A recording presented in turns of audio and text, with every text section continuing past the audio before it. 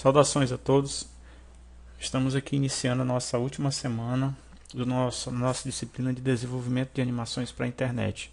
Então, nessa semana a gente vai fazer uma revisão do assunto visto até agora e fazer mais um estudo prático com as ferramentas de GIF animado e de Flash.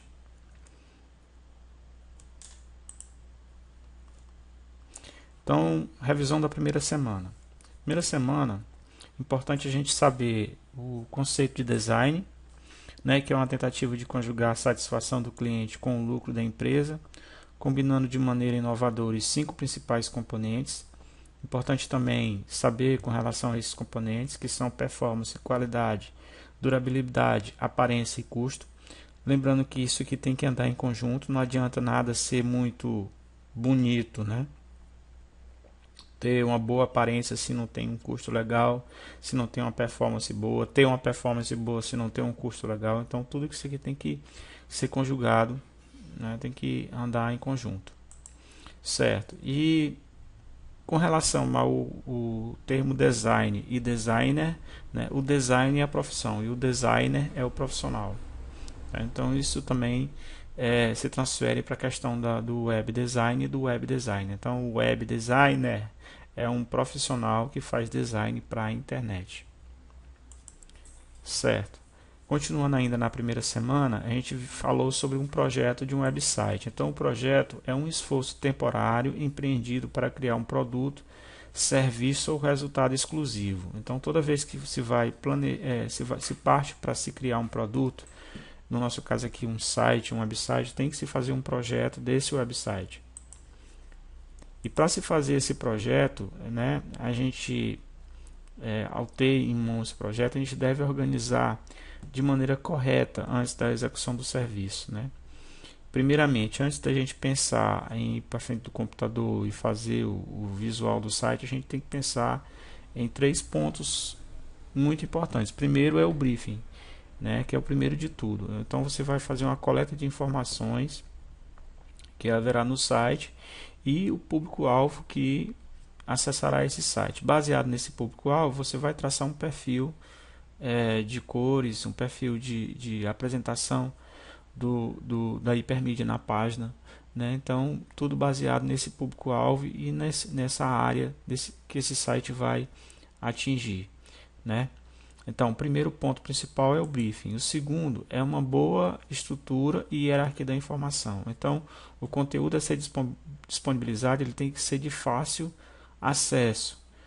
A pessoa não tem que lutar muito, aliás, não tem que lutar para poder encontrar um conteúdo. Esse conteúdo tem que ser bem sinalizado, né? E tem que ser facilmente encontrado. E isso é feito a partir de uma boa hierarquia da informação que você pode fazer utilizando um fluxograma. E em seguida, baseado no briefing e na hierarquia da informação, você cria o seu layout, que é exatamente definir a disposição dos elementos de mídia, né? Os vários elementos de texto, de animação, de imagem espalhados pela tela do computador, pela tela do seu website, né?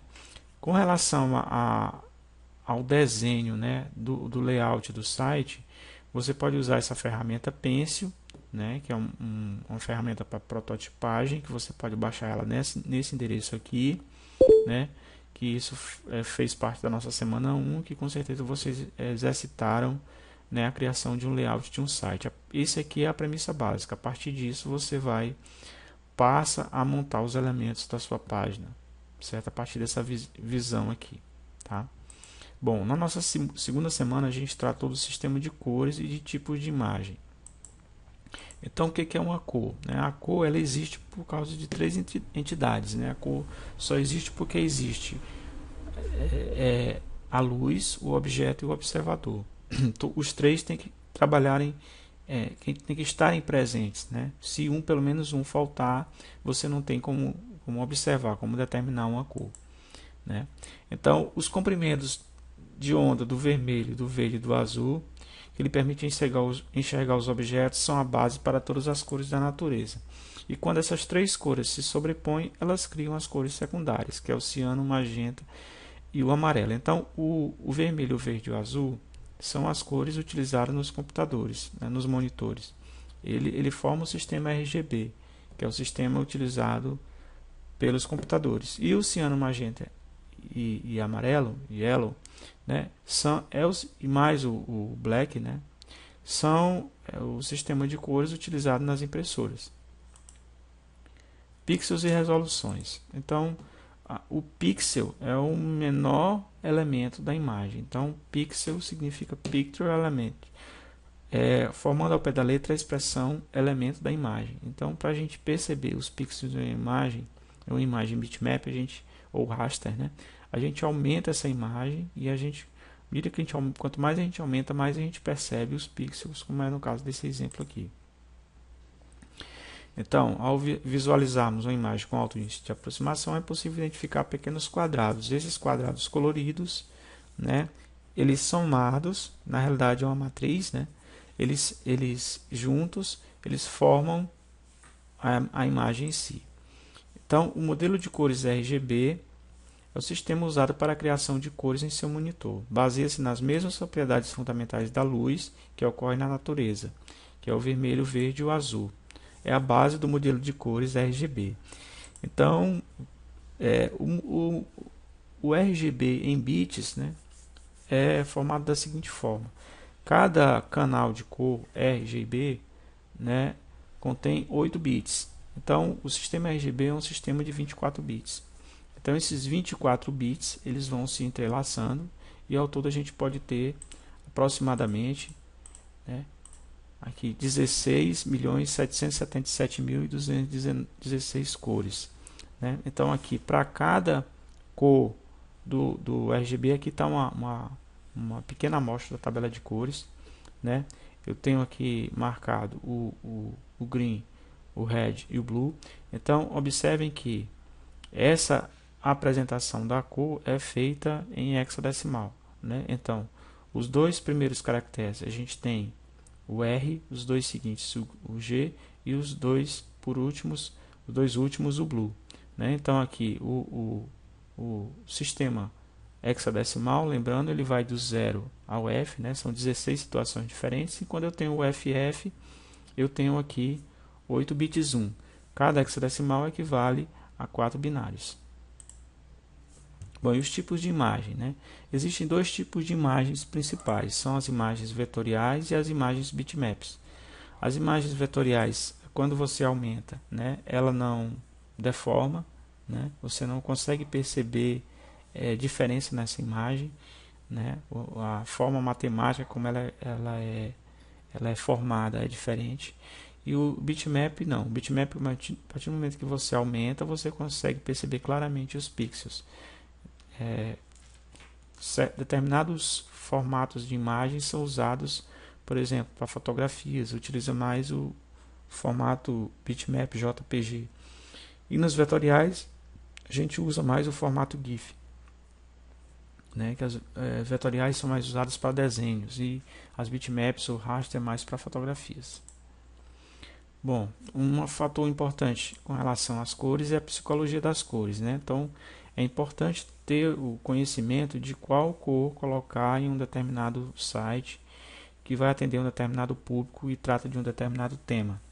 Então, é importante conhecer quais cores são ideais para determinados temas. Então, o nosso material tem uma listagem que você pode ficar consultando quando precisar.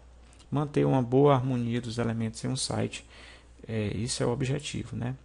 Então, uma boa harmonia pode enfatizar textos, imagens e caracterizar especialmente os elementos da página.